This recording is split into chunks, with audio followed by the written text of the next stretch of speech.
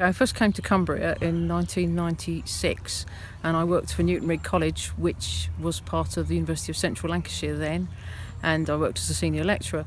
And after that we moved into various types of programmes, mainly land-based programmes, and then in 2007 obviously we became the University of Cumbria. And I think that's the interesting thing, is that the University of Cumbria is an amalgam of different institutions that existed in Cumbria, and some for a very long period of time doing higher education. But it was really nice that we actually became our own entity, the University of Cumbria. And looking back, I know in the 1960s there was a discussion to have a University of Cumbria, and at the time the County Council didn't think it was the right thing to do. And it was very similar to what happened in Lincolnshire as well. And then Lincoln got their own university a few years ago, and it was terrific in 2007 when we became the University of Cumbria. And I think it gives the local population an identity, and I think it's important for local people to realise that they do have a massive skill and talent base in their own county, and it's great for people into Cumbria to go out and then become ambassadors for the county, not only in the northwest but also nationally and internationally. And we've now got students who work and live abroad all over the world, even from 2007, and I think that's the greatest thing about working at the University of Cumbria. Your accent gives it away, but you're obviously not from Cumbria. What drew you to this part of the country, and what do you make of it? Okay, originally I'm from Kent originally, and I did my PhD and my first degree at the University of Coventry, and I took a year out and did a master's programme in Canada. And then I came back and did my PhD in Coventry, and I did my PhD in a cereal farming area, and my interest was in agriculture.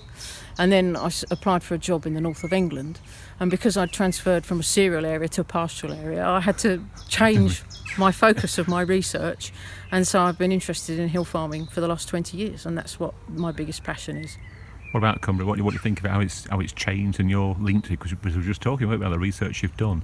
I guess what you've done has made an impact on certainly the farmers who work here and the area. You know, your area of expertise directly affects the people who live here. It does, and it's quite interesting because in 2011 I published a textbook on upland agriculture, and really it's the only book on upland agriculture globally that pulls all the research together and looks at the issues. And a number of farmers and a number of organisations have written to me since then and said thank you very much for writing this book, because it's an advocate for us in an industry that's struggling at the moment. And I do think the hill farming industry is struggling, and I do think Brexit is going to have an impact on it.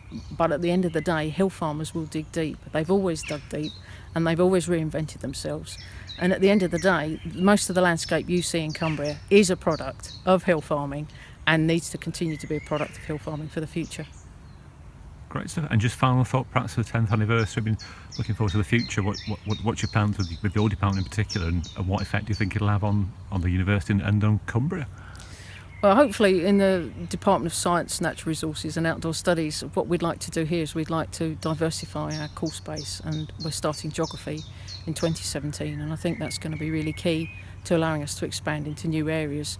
And the whole idea would be to bring more students onto site to diversify the student base, because I think universities have to have a diverse student base to make them the best they can and also as relevant as they can. And when we're based in the middle of the Lake District National Park, which is hopefully a World Heritage Site by the time you get to see this video, I think it's really important that we understand all the issues of how we use resources and how we work together in places like this, so that they're there for generations to come.